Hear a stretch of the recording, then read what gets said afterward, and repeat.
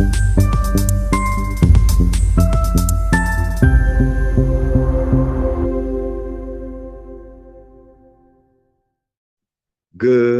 morning, good afternoon, good evening to you, our distinguished audience, distinguished colleagues, partners. My name is Jerry Blenman, Executive Director of the Caribbean Center for Organizational Excellence and host of today's forum. It is my honor to welcome you to this strategic forum, Leading Through Uncertainty: Why Emotional Intelligence is the New Managerial Advantage. We are convening colleagues at a time when uncertainty is no longer episodic. It is, in fact, structural, and varying levels of volatility continues to reshape alliances and markets, while economic realignments are actually redefining competitiveness. And yes, artificial intelligence is accelerating disruption across industries. Naturally, leaders across organizations globally have been pressed into an era of management that requires them to navigate rising workforce fatigue, shifting expectations, and very compressed decision cycles. In effect, leadership in this environment is being tested in new ways, with demands for strategy to evolve actually in real time and for high-stake decisions to be made with sometimes incomplete information. It is a testing period for both leaders and business owners.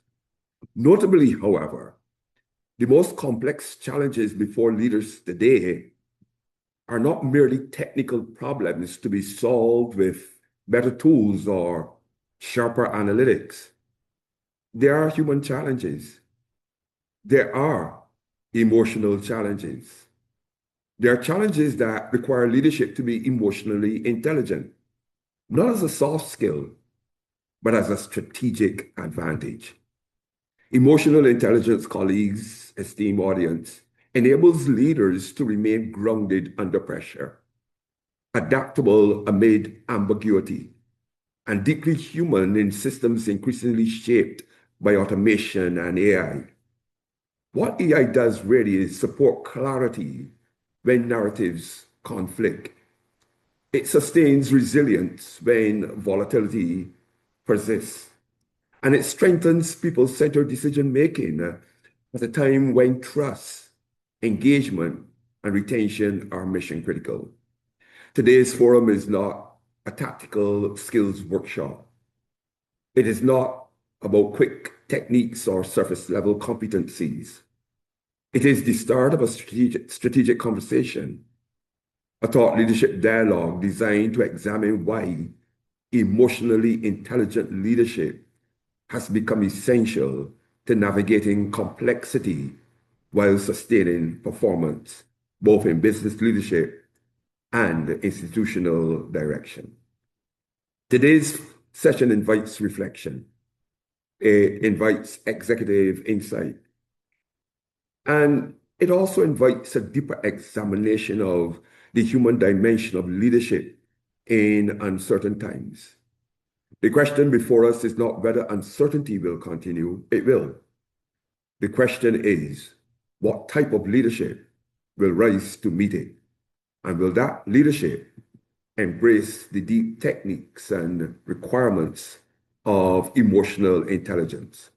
With that, I am pleased to begin our strategic conversation with Aayusha Shrestha, Director of International Programs, Soft Skills AHA. And she is also an emotional mastery mentor who's passionate about emotional intelligence, soft skills, and personal professional transformation. As the Director of International Programs at Soft Skills AHA, she leads global initiatives to train and mentor national and regional directors to equip students and professionals with the skills essential to thrive in today's AI-driven world. As well, she is a global digital educator and trainer, an entrepreneur, and a learning and development leader. It's an honor to have Aayusha speak to us this morning on this important subject of leading through uncertainty. Please, we invite you to post any questions, comments in the chat box. Towards the end of the session, Aayusha will respond to any questions, and we will have a bit of a conversation during the last 10 to 15 minutes. So please use the Q&A portal and post any comments. We will also place in the chat a much more extended profile of Aayusha as well as myself, so that you can read a little bit more about our background. Thank you so very much. And Aayusha, it's all over to you. Thank you so much. Thank you so much, Jerry, for such a warm welcome. Firstly, I would like to say good morning, good afternoon, and good evening to all of you, depending on where you're joining us from. And I am genuinely happy to be here today because of the topic that we are going to be covering today. Just the sheer importance and the relevance of this topic. Leading through uncertainty, why emotional intelligence is the new managerial advantage, especially in this age where uncertainty is the new normal. Now, I know that your calendars are packed, and I know that you probably have 101 things to do today, but the fact that you have carved out time to be here today tells me something very crucial. It tells me that you are feeling it too. The weight of leading in a world that just won't stand still. You're being asked to lead teams through changes you didn't see coming, to make decisions with information that's incomplete, to project confidence when you're honestly not sure what the next quarter will bring. And here's what no one really talks about. That can be very exhausting. Now, it's not because you're not capable. It's not because you lack the skills, but because the old playbook, the one that said plan, execute, adjust, doesn't work when the plan itself becomes obsolete before you even finish writing it. So let me ask you something, and I want you to be honest with yourself. How do you lead when you don't know what's coming next? Now, I'm asking you this question not in some vague philosophical sense. I actually mean right now, this week, with your actual team. Because you've got brilliant people, you've got solid strategy, and you've got great experience.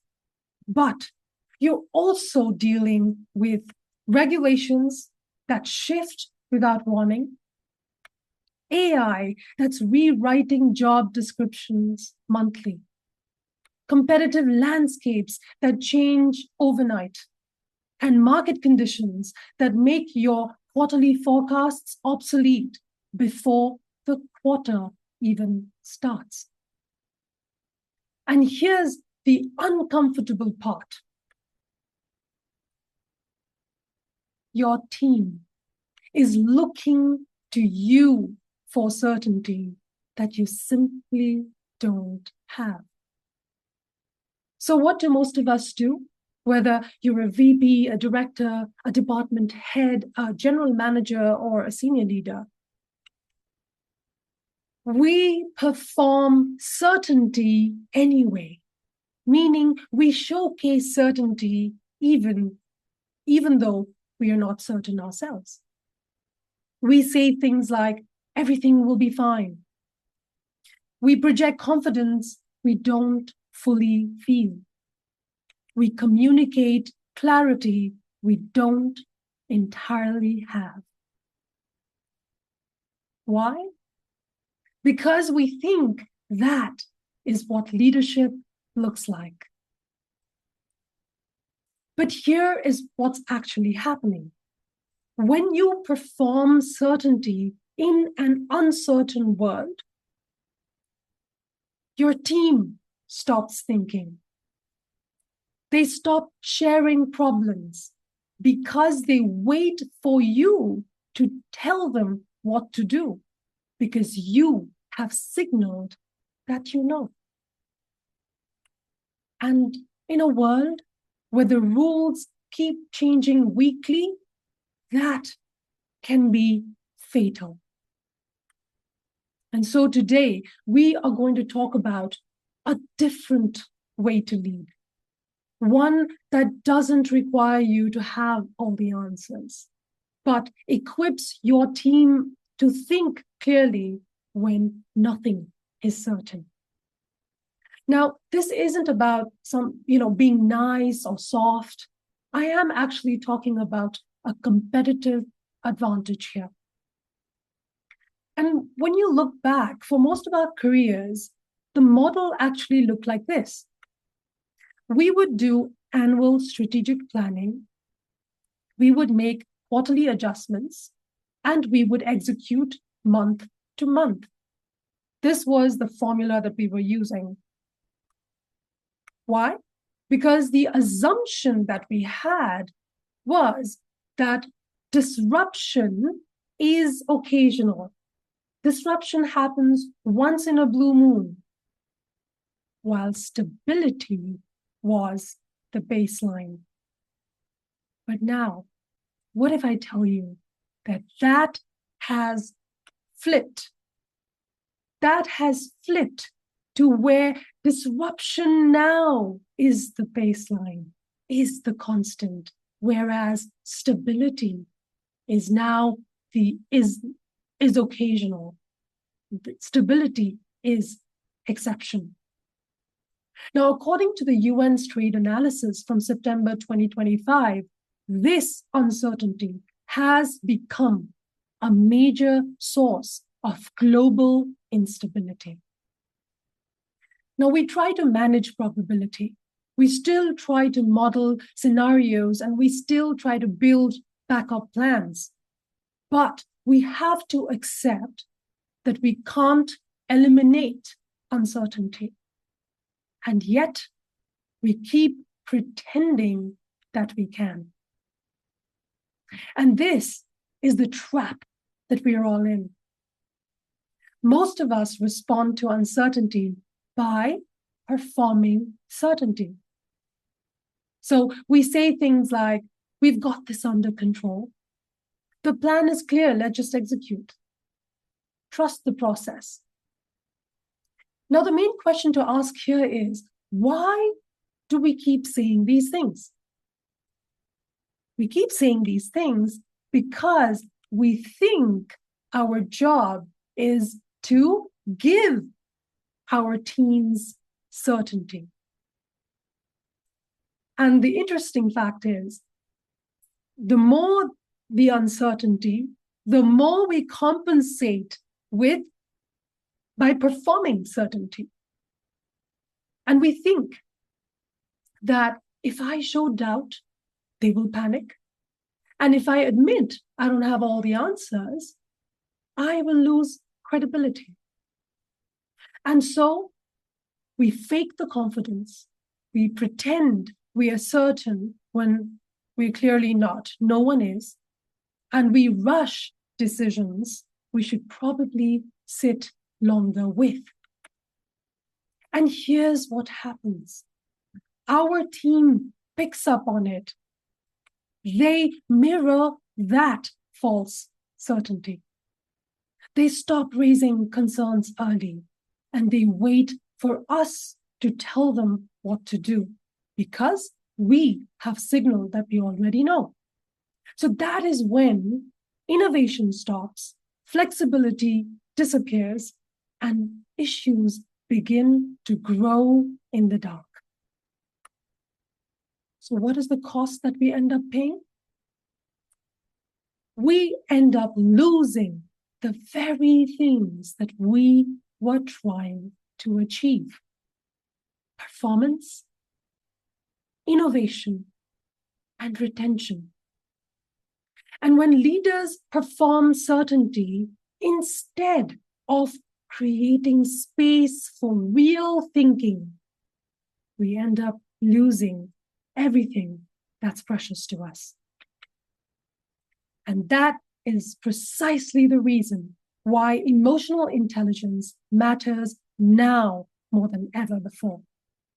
And there are three converging forces that make this even more urgent.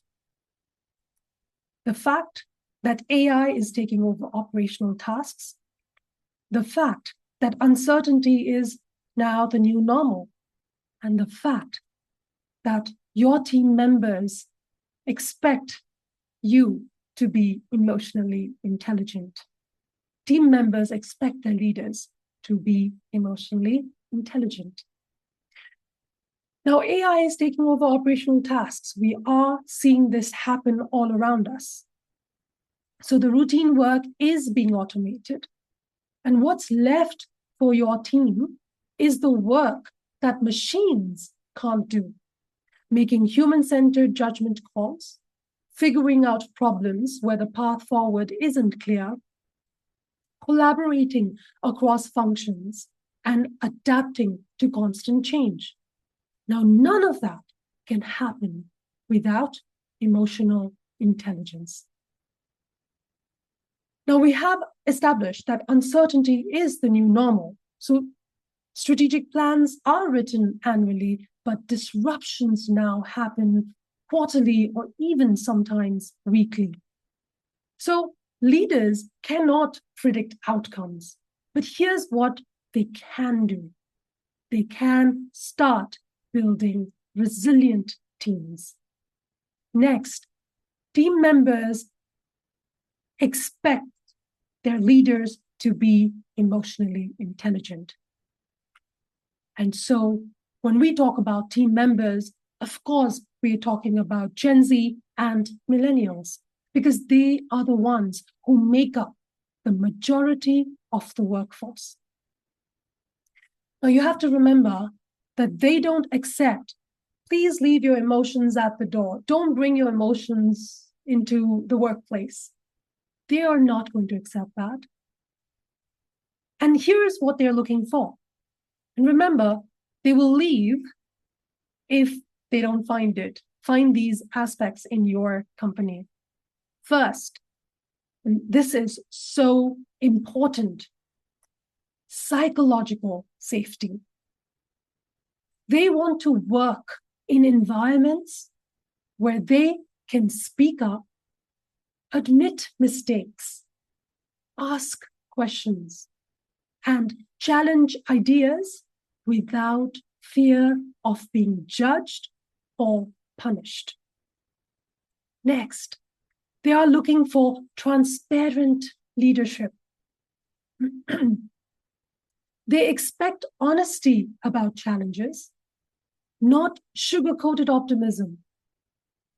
And remember, they can handle bad news, but what they can't handle is feeling like they're being lied to. Next, purpose over paycheck. They want to understand how their work contributes to something far more meaningful. Just do what I tell you to do. You know, if you say these kind of things, of course, that is not going to cut it. Next, they are looking for leaders who are human. Not looking for leaders who are perfect. They're looking for leaders who are human. They actually respect leaders who admit when they don't know, who acknowledge stress, and who model vulnerability. They don't expect you to have all the answers because they know that you're not a superhuman, and they also know that we are living in an uncertain time, and this is an uncertain era. So what they do expect you to be is to be real. And next, they're looking for boundaries and balance. please remember that they have watched older generations burn out. And they actually do want to work hard. It's not that they don't want to work hard, but not at the expense of their mental health and personal lives. And remember, these are all the qualities of emotional intelligence and qualities of an emotionally intelligent leaders. And remember, this isn't entitlement. Whatever they're expecting their leaders to have, this isn't entitlement, right? This is a generation that has watched the 2008 recession, lived through a pandemic, and saw loyal employees get laid off via Zoom calls. Now, they learned early on that companies won't take care of them. So they're just learning to take care of themselves. So what is the truth that we need to accept? The fact that your job is not to provide certainty when there isn't any, but your job is to build an environment where your team feels safe, where your team feels safe enough to think clearly when nothing is certain. And I want to talk about a little bit about neuroscience. Now, when you are not feeling safe, right? So when your team members are not feeling safe, that is when, in the brain, the part of the brain which is called amygdala is active. That part of the brain is also called the emotional brain and is responsible to have this fight or flight reaction all the time. So imagine when the environment of your company is not safe, your team members are in that constant fight or flight response, the reaction, right? And that is when their nervous system is not calm. And so it is about activating the parasympathetic nervous system, which is responsible for the resting and being calm. So the rest and calm, aspect of you, that is called parasympathetic nervous system is responsible for that. So your job is to create such an environment so that when your team members feel safe and when their parasympathetic nervous system is activated, that is when the prefrontal cortex, the part of your brain responsible for clear thinking, gets activated. So how do you create such a safe environment? The only way that you can do that is through emotional intelligence. And again, I'm not talking about emotional intelligence as just this feel-good concept or a nice to have something on the side. I am actually talking about emotional intelligence as an operational capability that drives performance. Because remember, emotional intelligence is being intelligent with your emotions. But still, there is this misconception that when we talk about emotional intelligence, people think that it is about being emotional with your intelligence. It is not. It is just the opposite. It is about being intelligent with your emotions. It is about being able to regulate your emotions. But before doing that, you have the ability to even understand your emotions. So it is so much deeper than just being emotional. And also, here's the reality. When the external world is unpredictable, the most reliable thing your team has is how you show up emotionally. So imagine when everything shifts, when strategies pivot, and when plans literally fall apart, your team is watching you. Are you calm or are you spiraling? Are you open or are you defensive? Do you create space for people to think, or do you just need them to comply? Because remember, they are not looking to you for solutions at that moment. They are looking to see your emotional state first. And if there is one key statement and one key point that I want you to take from this webinar, even if you forget everything else, just one key takeaway is this. Remember, your emotional state becomes the environment your team members are working in. Let us make this land. Your emotional state becomes the actual environment your team members are working in. It's not this fancy office that might be exciting for them at first, but over time, it is your emotional state that becomes the real environment for your team members. And that real environment is created by you. And so, why are we even here today?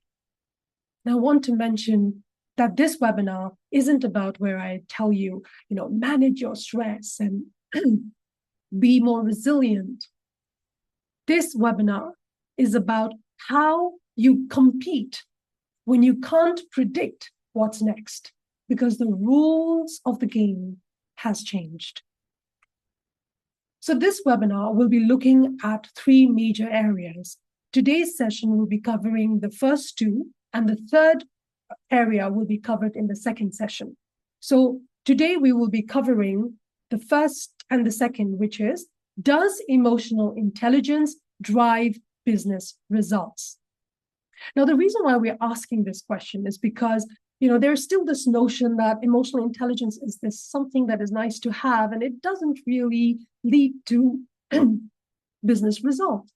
I want to actually break that notion today. So I will be making a business case when it comes to emotional intelligence, and we will also be looking at what are high-performing organizations doing differently when uncertainty is the new normal. In this second session, the second webinar, part 2 of this webinar, this is where we will be understanding emotional intelligence and what you can start doing from Monday itself to build emotional intelligence in your team.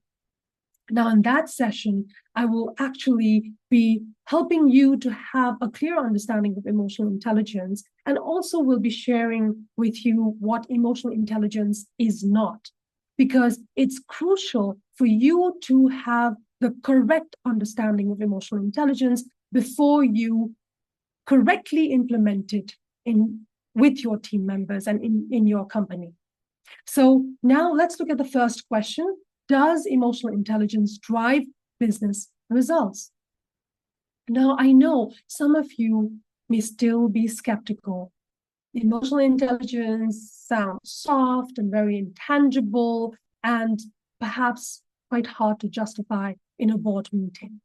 So that is why I want us to look at what the most recent peer-reviewed research tells us.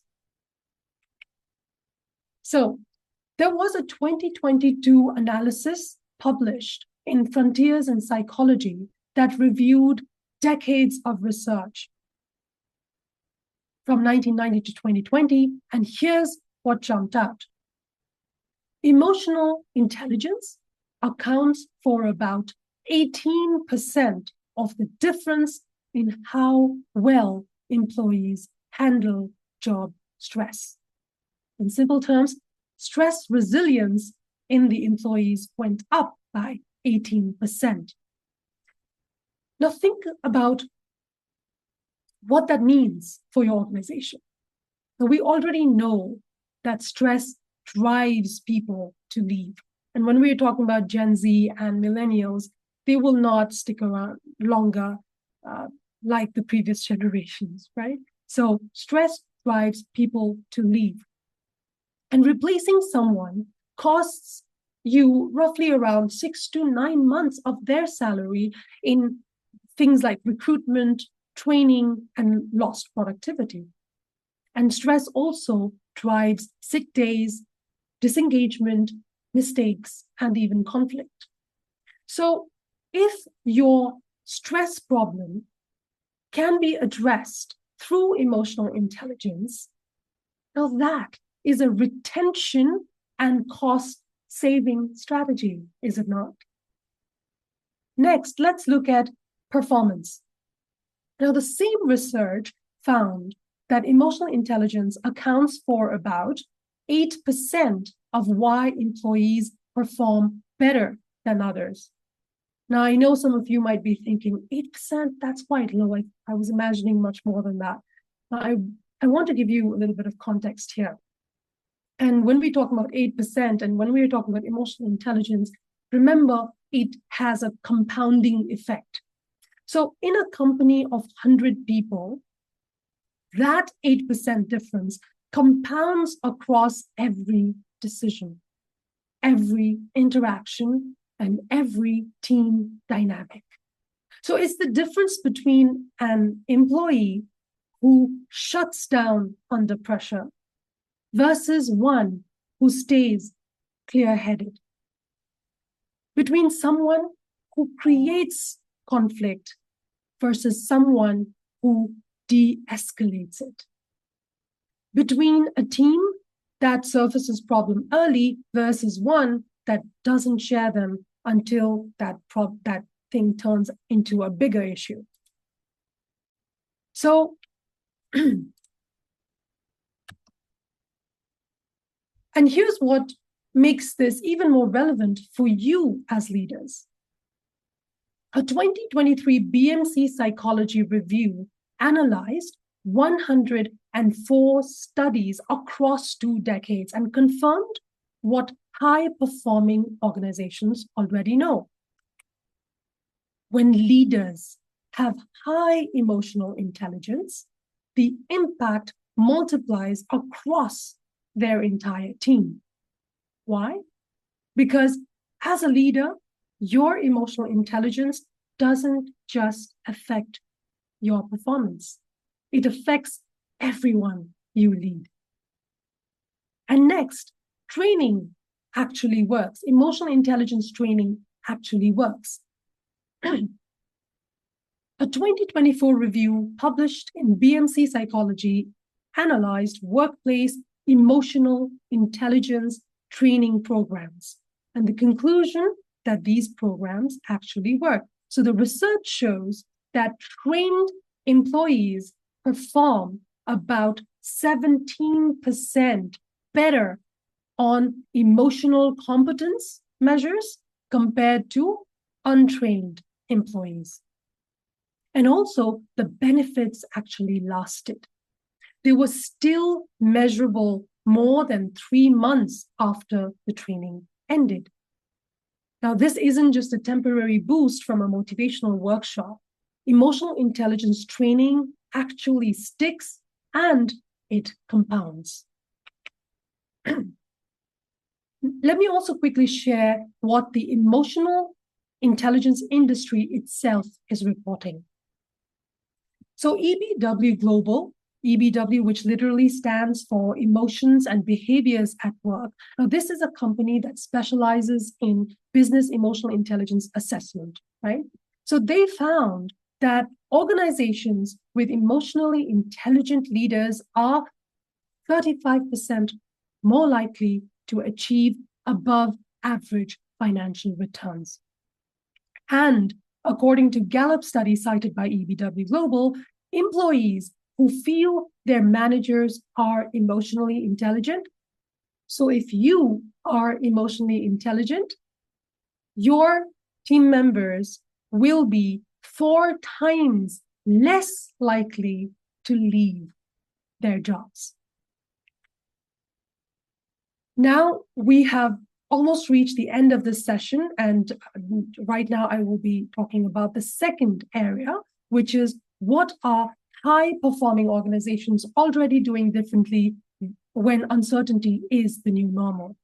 So let me tell you about one of the most comprehensive studies on team performance ever conducted.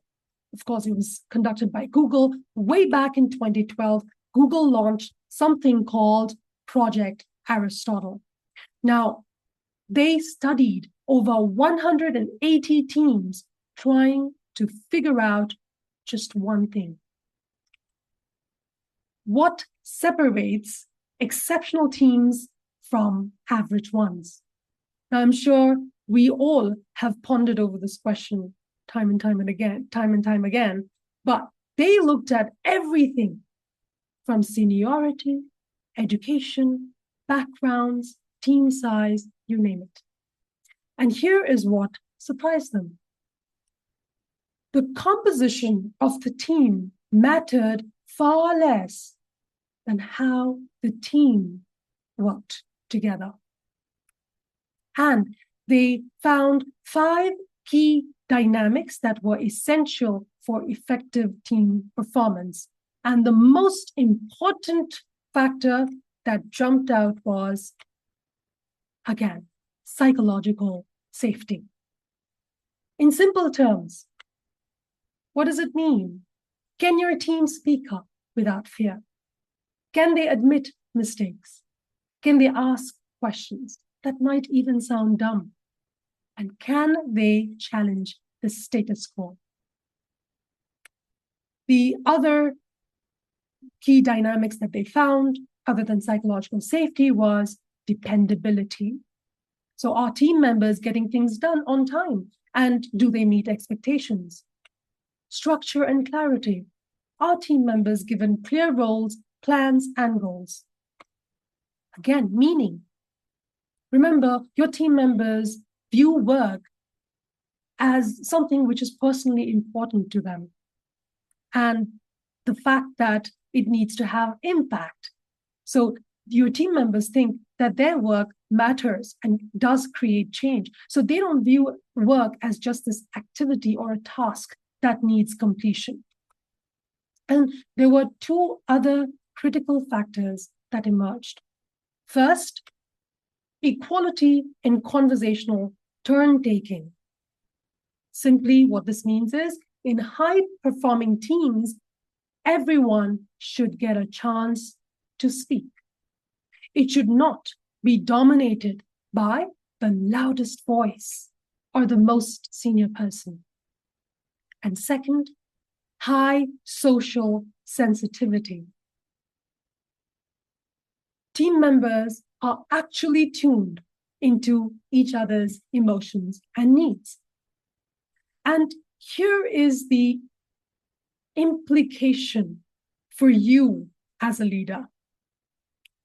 The smartest people in the room won't perform unless they feel safe to contribute, to challenge ideas, and to admit that they are uncertain.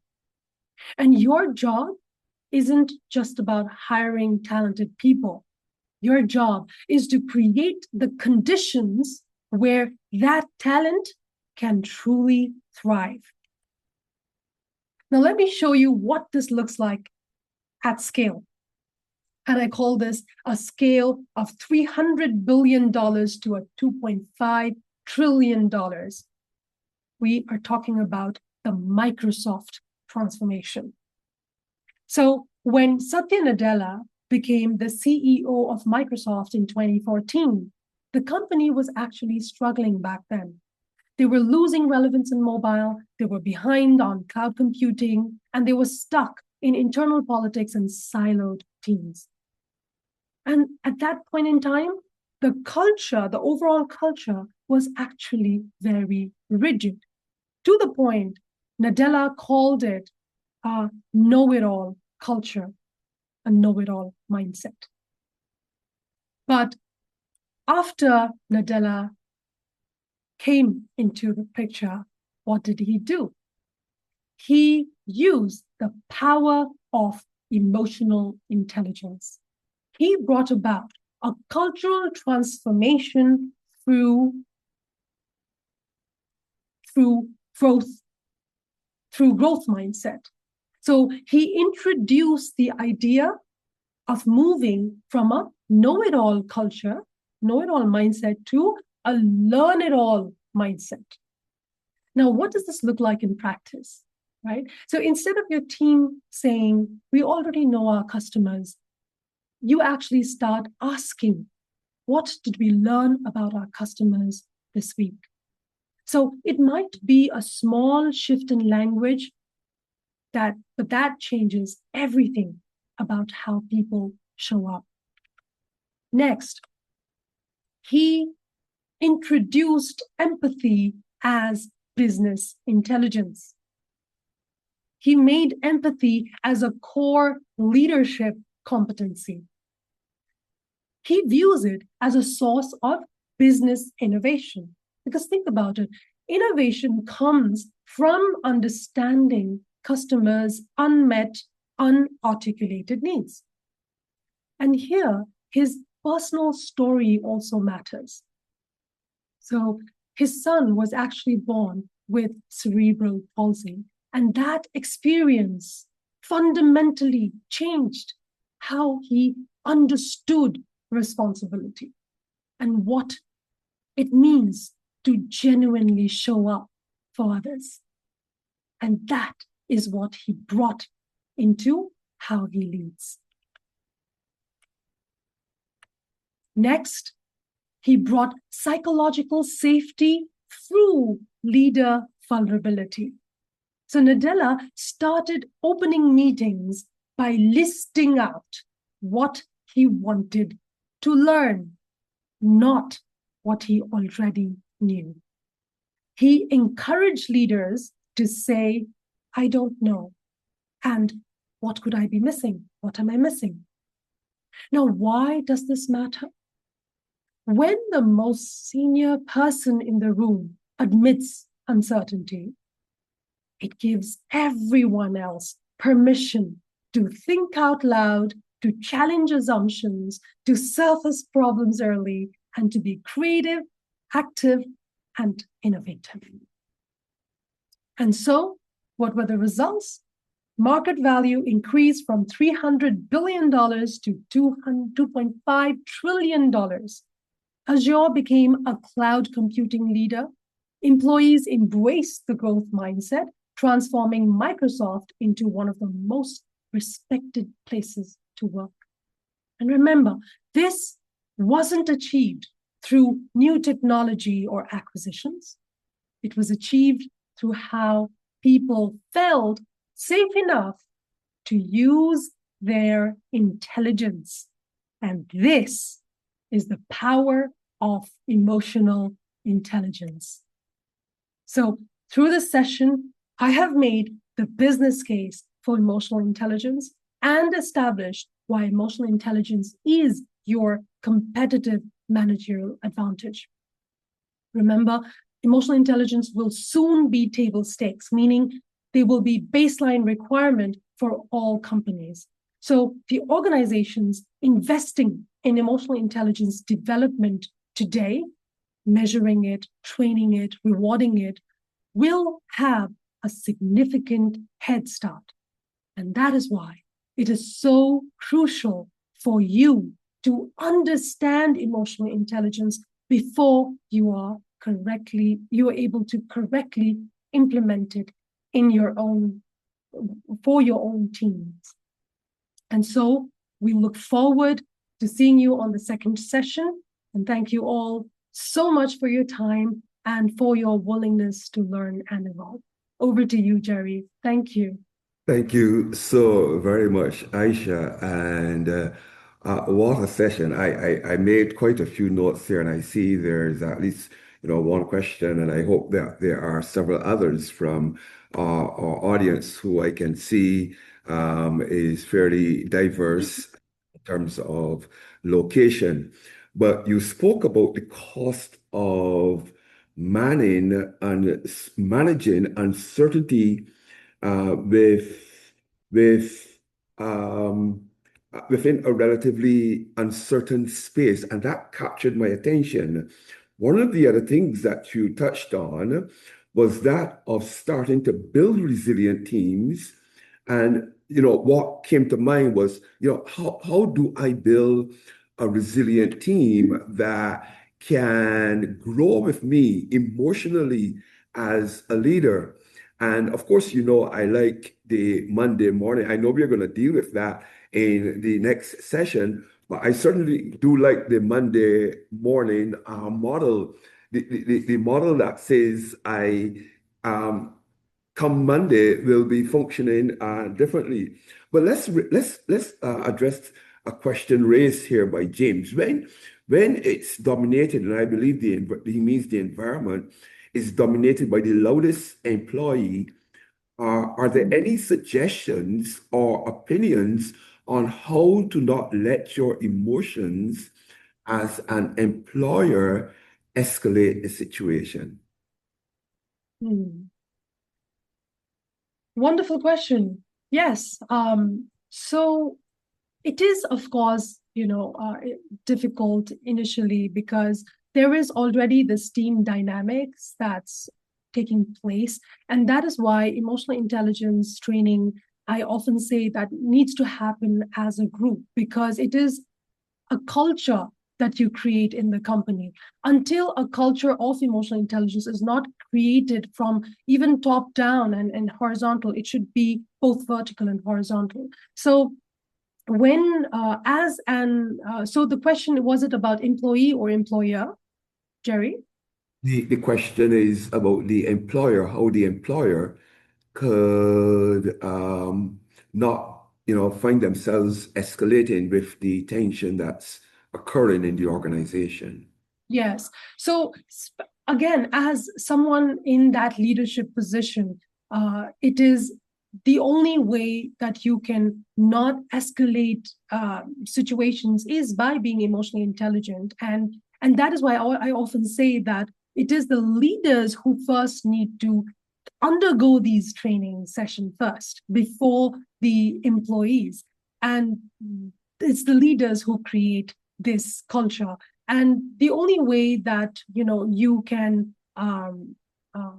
be intelligent with your emotions is to be able to regulate your emotions. So emotional intelligence, which I was going to cover in the second session, is essentially about, first, it's always about self-awareness, then it is about self-regulation, then third is about social awareness, and fourth is about relationship management. So remember that when we are talking about emotional intelligence, we are dealing with all four simultaneously, right?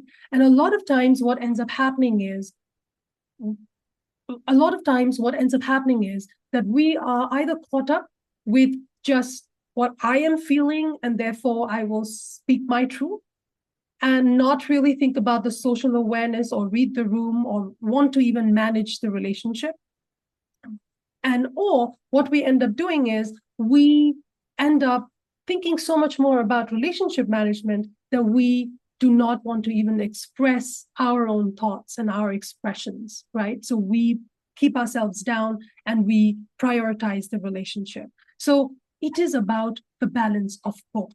So there's so much more, you have to actually get into the detail. And I really hope, I would request the participant to please join us in our second session. And that is where I will break it all down for you. Yeah. Thank you so very much. We have a second question here from Rachel. It says, so I understood that as an employer, you should include your team in some decision making. What areas should you include them in to build morale, and how should you go about it without jeopardizing your role as the leader? The simple rule that I follow and the simple rule that needs to be followed is just look at them as humans, you as a human, not this whole aspect of being a leader and they are the team members or they are subordinates. It is time that we all accept that we are all on the same boat here, which is the boat of uncertainty. And we remember I mentioned about utilizing or helping your team members to thrive. So being able to be honest, really, and remember modeling vulnerability is so crucial in today's day and age. So it is just about sitting and having an honest conversation, right? So it is not about, okay, what do I mention to them and what I don't mention to them. I think those days are gone. It's about being in a team and you are there not to manage your team members. I often say this, that managers, we think that we have to manage our team members. We're actually not managing them. We can't manage anyone. Even in our family, even in our family dynamics, you can't really manage or control anyone. The only thing you can do, however, is to inspire them and to influence them. That's all you can do. So, Yeah. so I seem to hear you saying, Aisha, that leadership is really um, a partnership between an individual and other individuals that they are carrying out an organization's mandate with.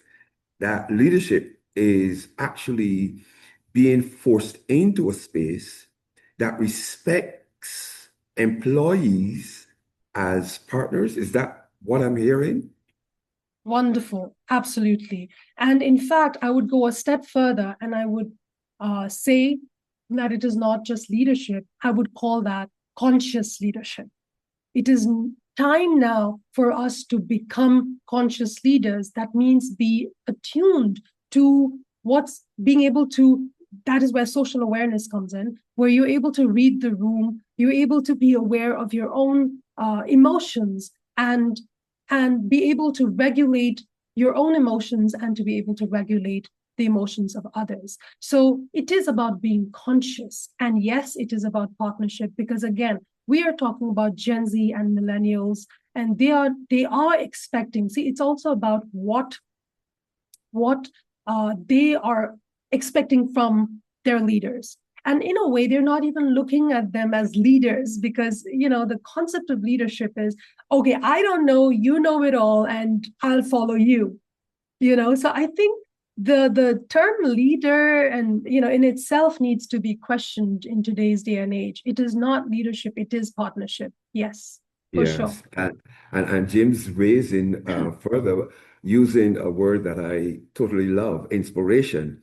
And Yeah. I hear him saying that leadership really is about inspiring others. Conscious leadership Oh is yes.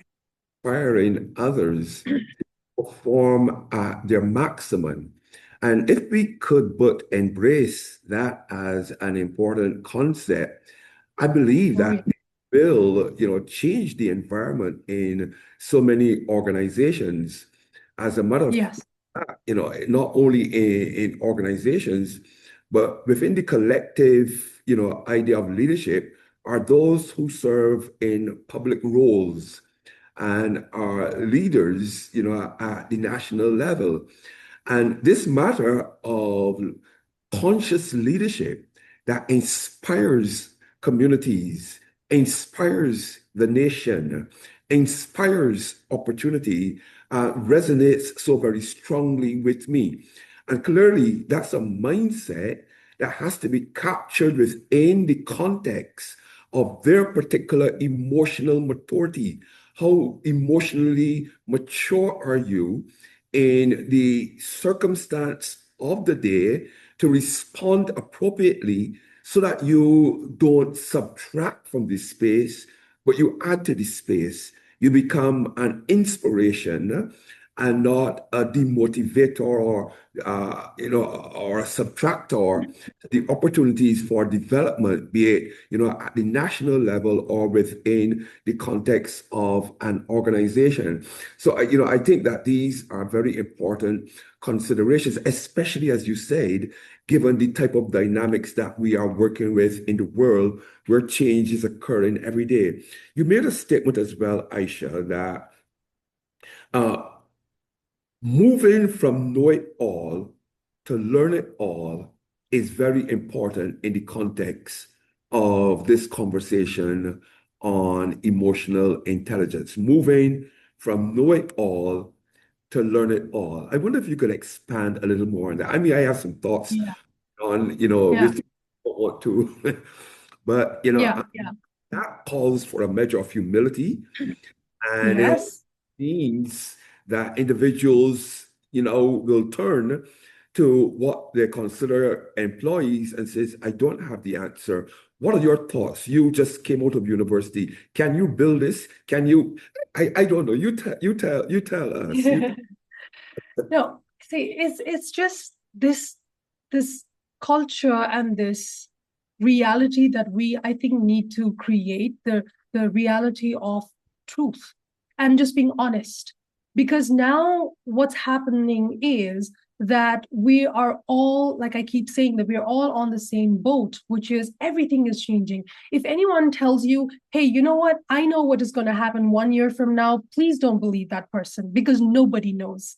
Nobody knows what the shift is going to happen. And so at this juncture, if you then come out as a leader and say, hey, I know everything, and again, performing certainty that I kept on trying to build that case as well, that will only jeopardize situations. Because right now it is, because see, earlier we also have to remember that before AI came around and before technology really, shot up, what used to happen was a lot of our times used to go into the technical tasks, right? So you just had to bury your head and then actually work. And, it was all about task, to be very honest. But now, since technology has advanced and AI is now taking over all the technical aspects of work, now that has, therefore, now it is about being human.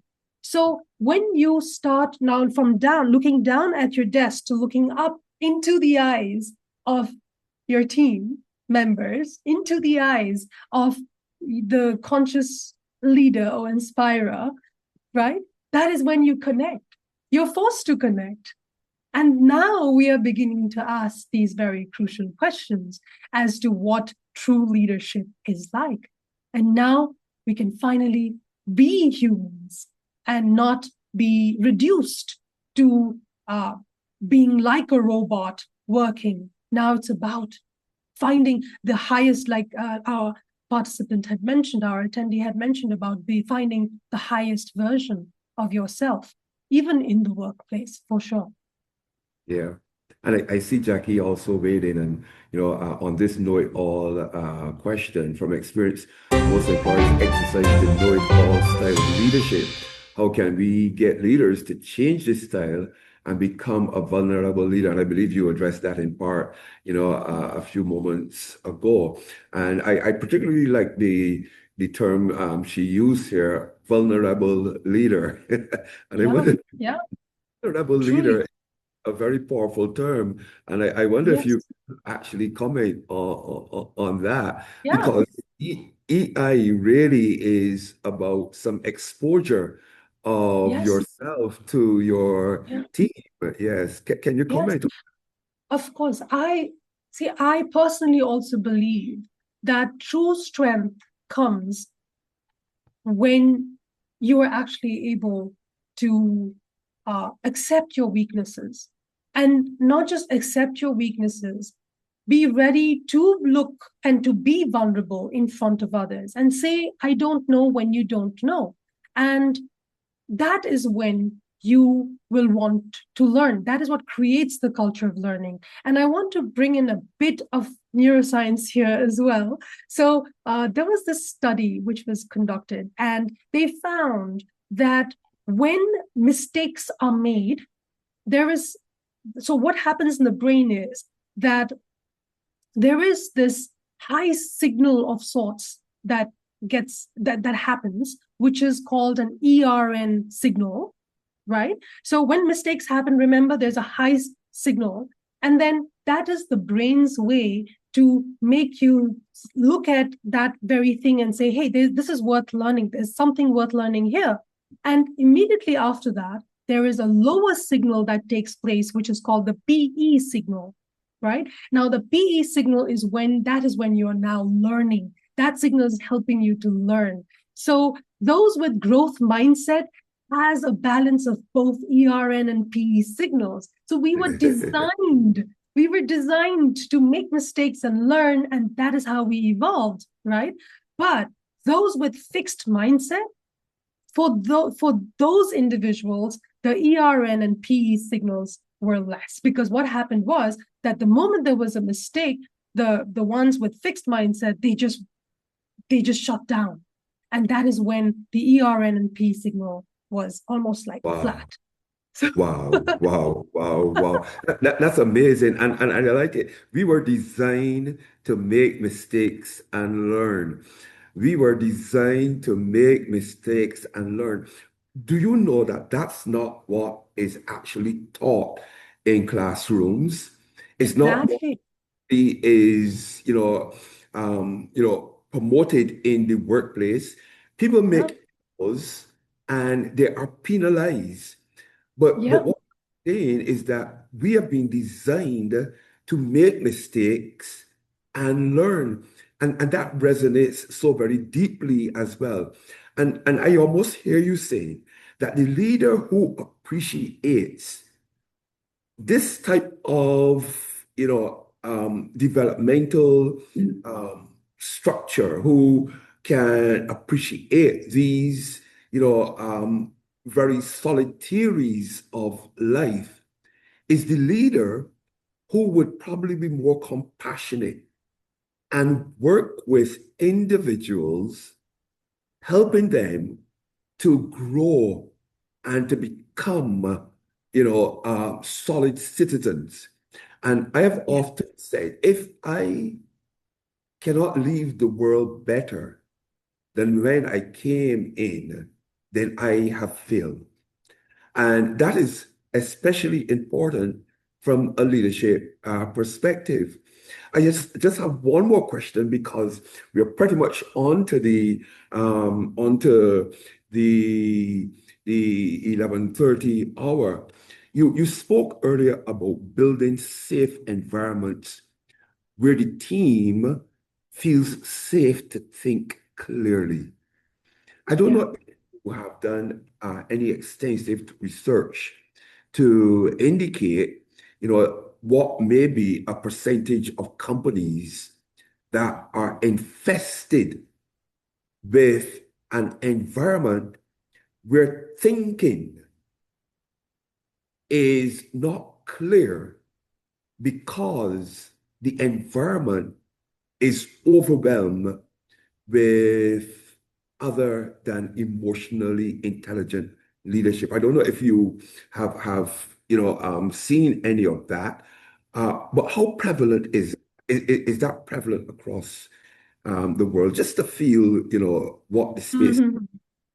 Now, I haven't, of course, we saw Google and we saw Microsoft, but because for me, we were looking at, I was wanting to look at what are the topmost organizations already doing. Now, because they're already doing that, and we kind of already know that even if companies are not investing in research like these and to find out how to create safe spaces or to ask these crucial questions, they will be forced sooner or later, right? So, but because these top industries and organizations are already doing it, that gives them a kind of a direction. So, emotional intelligence now more and more is also, by the way, is being studied by neuroscience, right? Earlier, it was not taken seriously. So, parallelly, that is also happening, right? So, and there's such interesting revelations that are coming out about emotions. And I mean, come on, we're all humans, and we can't. It's it's funny how we came this far by keeping aside emotions. But I get it, professional world, you just work. I mean, you just become robots, but then you end up having so many mental health issues. And I think the fact that we're even living in an era where we talk about mental health so openly now is beautiful. And I think we're headed in the right direction. And the the only way now for organizations and for individuals, for your own personal life as well.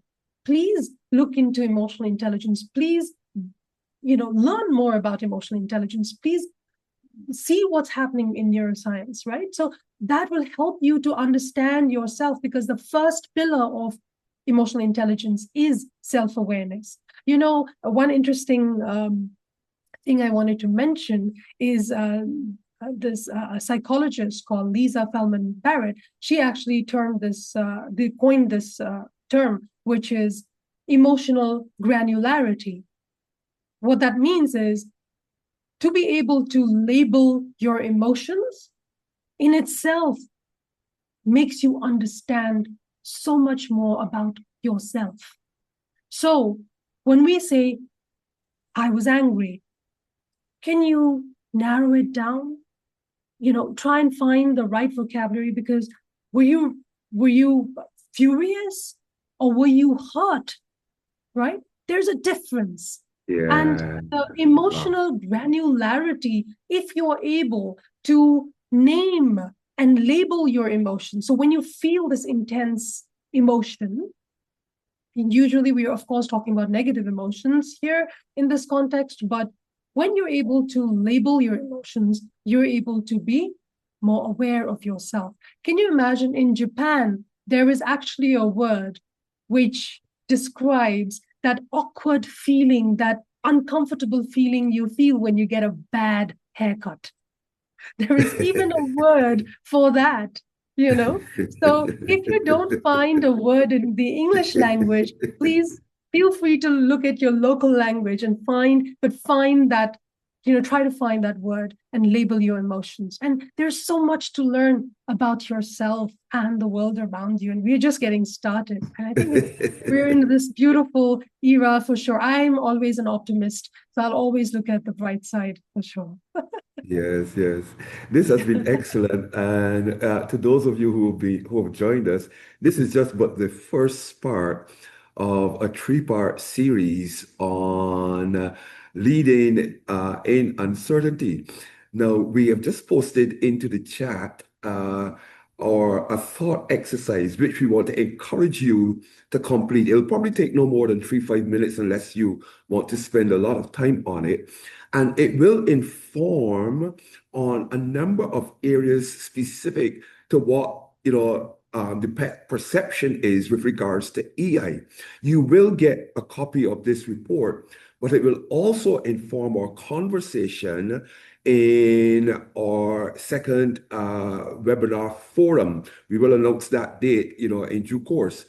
In addition, those who have continued throughout the session, we will extend some private invitations to something of more of a, safe group, where we just have a conversation on some of these findings as well. And so we want to encourage you to please, head over to that page and complete the perception exercise. Okay, I see, please provide the link. Let's provide that for you very quickly. And do note as well that there is some very important um,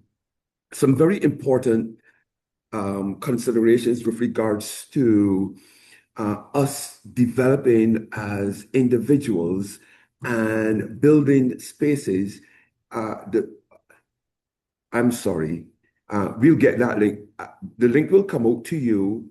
The link will come out to you immediately after the session. I think it is not linking on the page here. We'll get that out to you. Not to worry, we'll get that out to you very shortly after we hang up from this session. So check your emails for this. And you will also have a copy of the recording. But it's so important for us to be conscious of the space we create. That's the point I was making.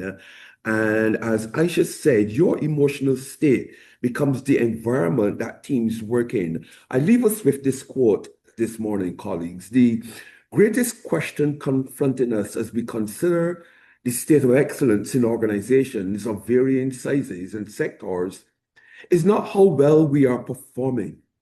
The greatest question that merits a response is what did we do yesterday, if indeed we did anything that perhaps can be done better today to shape a healthier tomorrow. What has been done today, yesterday, and what will be done tomorrow to shape a healthier tomorrow? That's in your power to do. Thank you so very much for joining us. Apologies about the link for the survey, but you'll get that. Thank you so very much as well, Aayusha, for sharing such, an impactful session with us. Thank you so very much. Thank you so much. Take care. Have a wonderful day, everyone. Bye-bye. Thank you so much.